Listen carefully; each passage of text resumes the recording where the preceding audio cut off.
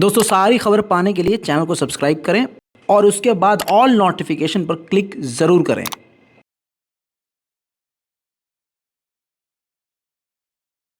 सलाम, नमस्ते, सत श्री अकाल। मैं हूं रजा और आप देख रहे हैं रजाग्राफी की middle east special report. Christmas मना रहे होंगे आप लोग, क्रिसमस नहीं तो क्रिसमस के नाम पर पार्टियां कर रहे होंगे। आज छुट्टी भी करके लोग इधर उधर घूम रहे होंगे, कुछ लोग परिवार के साथ होंगे। खैर, आप कहाँ हैं नीचे कमेंट कीजिएगा ताकि हम लोगों की कनेक्टिविटी बॉन्डिंग बनी रहे। और मैं खुद आप सबके कमेंट पढ़ता हूँ, तो कमेंट किया कीजिए। दूसरी बात यह है कि अगर आपने हमारे चैनल को सब्सक्राइब नहीं किया है तो कर लीजिए। सांप बिल से बाहर आ गया है। पूरी दुनिया के मुसलमानों को इस बात का अब एहसास हो चला है कि सऊदी अरब की जो सरकार है वो धोखा दे रही है पूरी दुनिया के मुसलमानों को। मस्जिद अल अक्सा पर सऊदी अरब खामोश। फ़िलिस्तीन पर इतिहास में अब सबसे ज़्यादा जुल्म हो रहा है। जुल्म बढ़ चुका है इजराइल का। नेतन्याहू की दोबारा से सरकार बन गई है और जुल्म की इंतहाओं की सीमाएं लगातार पार की जा रही हैं। लेकिन इस सब पर दूसरे तो चुप हैं ही, लेकिन अरब जो अपने आप को मुसलमानों का शहंशाह समझता है, उसकी चुप्पी अब पूरी दुनिया के मुसलमानों को समझा रही है कि सऊदी अरब किसकी तरफ है। इस बीच में जब हमने सवाल खड़े करे और सऊदी अरब की सरकार पर सवाल उठाए तो सऊदी अरब के अंध भक्तों को तकलीफ हो गई, हमको गरियाने लगे। लेकिन आज आपको बताऊं, मोहम्मद बिन सलमान और नेतन्याहू की दोस्ती निकलकर सामने आई है। हैरत कर देने वाली खबर है, लेकिन मैं हैरत में नहीं हूं क्योंकि इस बात का अंदेशा मुझे पहले से था, जिसको मैं आपके सामने रखता था।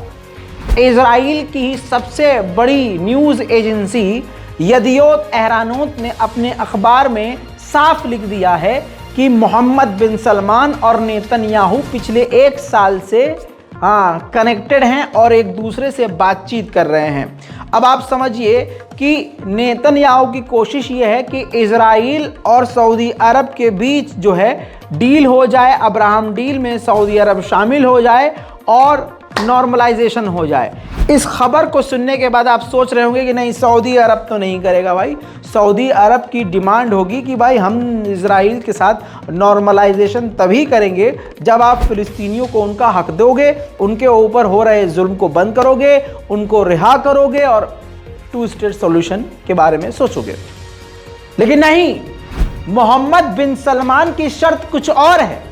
इजराइल से नॉर्मलाइजेशन करने के लिए मोहम्मद बिन सलमान खुद तैयार है और नेतन्याहू से लगातार 1 साल से दोस्ती और प्यार चल रहा है। अब खबर यह है कि इजराइल से कहा है, शर्त रखी है कि आपसे हम नॉर्मलाइजेशन कर लेंगे, बशर्त यह है कि आप हमें अमेरिका का सबसे घातक विमान फाइटर जेट F-35 अमेरिका से दिलवाइए और लेजर वीपन हमें अमेरिका का दिलवाइए। यहां रुक जाइए।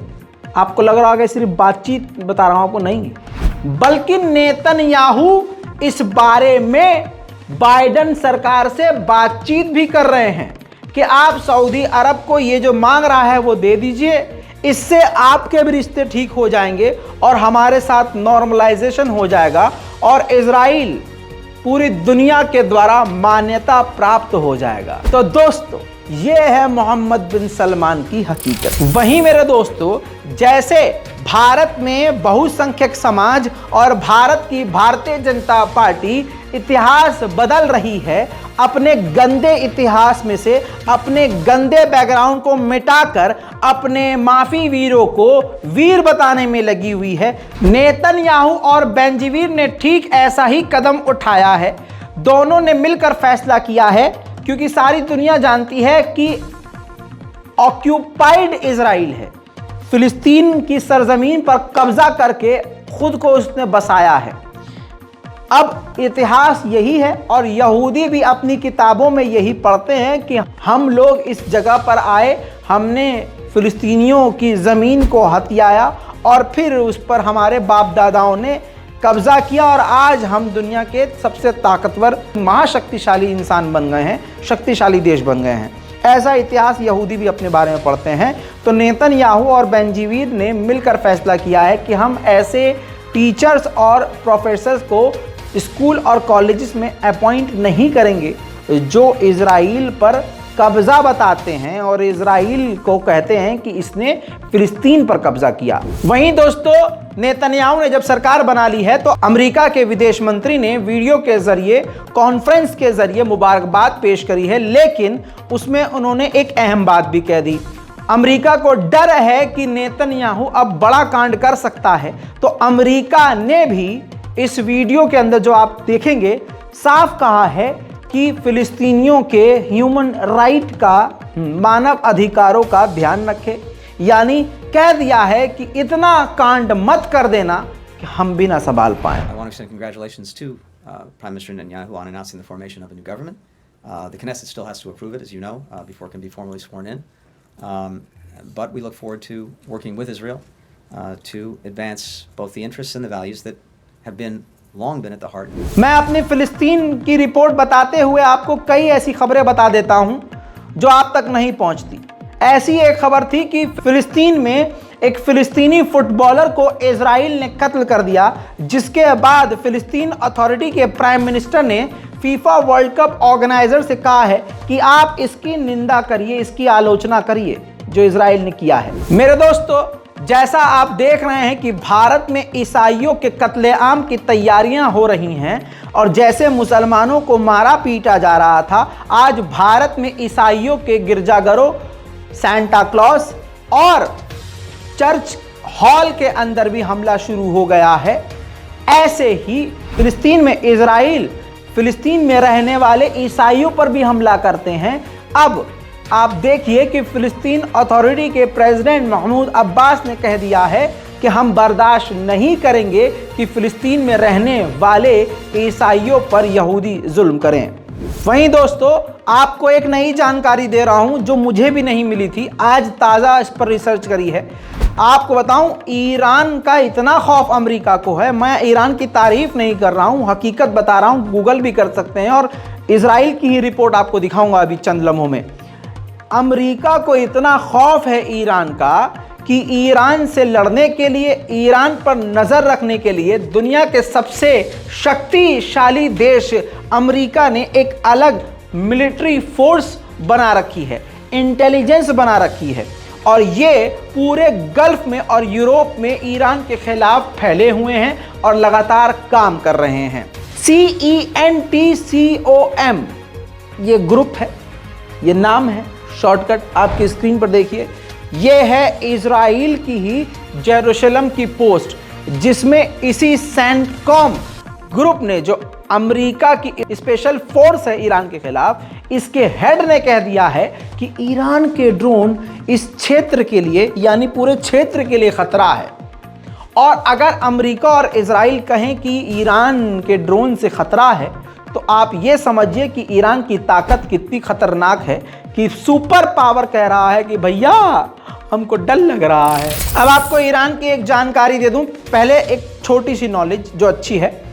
ईरान में जैसे प्रदर्शन पिछले हफ्ते तक हो रहे थे, अब वो प्रदर्शन लगभग 20% रह गए हैं, काफ़ी कम हो गए हैं। अब कई 100 कैदी इस वक्त कैद हैं, जिनमें से 90 ऐसे हैं प्रदर्शनकारी जिन पर फांसी की सज़ा लटक रही है और कई लोगों को फांसी ऑलरेडी दी जा चुकी है। इसी कदम की वजह से इतना खौफ ईरान के प्रदर्शनकारियों में बैठा कि अब ये प्रदर्शन कम हो चुके हैं। पूरे यूरोप ने कोशिश किया था कि इस प्रदर्शन के जरिए ईरान बर्बाद हो जाए, लेकिन ख्वाब उनका चकनाचूर हो गया।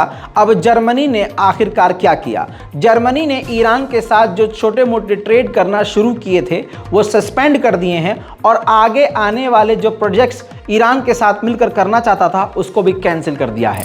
ताज़ा जानकारी, ये ताज़ा तस्वीर के साथ। खूबसूरत महिला कोई मॉडल नहीं है, ये इटली की नई प्रधानमंत्री हैं। प्रधानमंत्री बनते ही ये सीधा, जी हाँ, इराक पहुंच चुकी हैं। मेलोनी इनका नाम है। जी हाँ, जो इटालियन प्राइम मिनिस्टर हैं और इटली की जो फोर्स है वो इराक में मौजूद है। बहरहाल देखना अब यह है कि इनकी इराक में क्या गतिविधि है। आने वाले समय में वो चीज़ें क्लियर होंगी। दोस्तों, तुर्की को अमेरिका ने वार्निंग दे दी है। ये देखिए, इस रिपोर्ट में लगे हुए इस शख्स को देखिए, तुर्की के खिलाफ वार्निंग देने वाला अमेरिका का टॉप कमांडर जनरल है। इन्होंने कहा कि पीकेके के खिलाफ सीरिया में जो ऑपरेशन तुर्की कर रहा है, उससे हम जो आईएसआईएस के खिलाफ ऑपरेशन सीरिया में करते हैं उस पर असर पड़ रहा है। हम तुर्की को वार्निंग देते हैं कि वो इस ऑपरेशन को बंद कर दे। यहाँ रुक जाइए। आईएसआईएस दाइश का ऑर्गेनाइजर बनाने वाला, इस आतंकी संगठन को पैदा करने वाला खुद ये सुअर अमेरिका है, समझ रहे हैं। और ये कह रहे हैं कि तुर्की एक्शन ले रहा है तो हमारा ऑपरेशन जो आईएसआईएस के खिलाफ है उससे दिक्कत हो रही है। अच्छा, यही वो आईएसआईएस है जो अमेरिका के इशारे में आज तालिबान की फोर्सेस को निशाना बना रहा है, इराक में हुड़दंग मचा रहा है। और आप सोचेंगे कि इराक और सीरिया में आईएसआईएस पैदा क्यों करेगा अमेरिका, तो भाई साहब वजह है तेल। इराक में अपना ही टटपूंजिया एक खड़ा कर दिया जिसका नाम आईएसआईएस रख दिया, आतंकी संगठन। वो अमेरिका के इशारे पर पूरे क्षेत्र की स्थिति बिगाड़ के रखता है, जिससे लड़ने के नाम पर अमेरिका अपनी मिलिट्री भेजता है और इसी षड्यंत्र में इराक के कई तेल के कुओं को इस्तेमाल करता है। दो विदेशी जो दुबई में रह रहे थे, यूएई में, बांग्लादेश और इंडियन, दो व्यक्ति थे, दोस्त बन गए। दुबई में वो कार से जा रहे थे, दो सऊदी अरब की महिलाएं दुबई में मौजूद थी। इन दोनों ने एक्सीडेंटली उन दोनों महिलाओं को उड़ा दिया, जिसके बाद उन महिलाओं की डेथ हो गई, मौत हो गई। अब यूएई की कोर्ट ने उस बांग्लादेशी और भारतीय व्यक्ति पर 90 लाख का जुर्माना ठोक दिया है। कहा यह जा रहा है कि ये एक्सीडेंट था, ये जानबूझकर नहीं किया था और जानकारी ये है कि इसमें इनकी गलती नहीं थी, वो एक्सीडेंट था।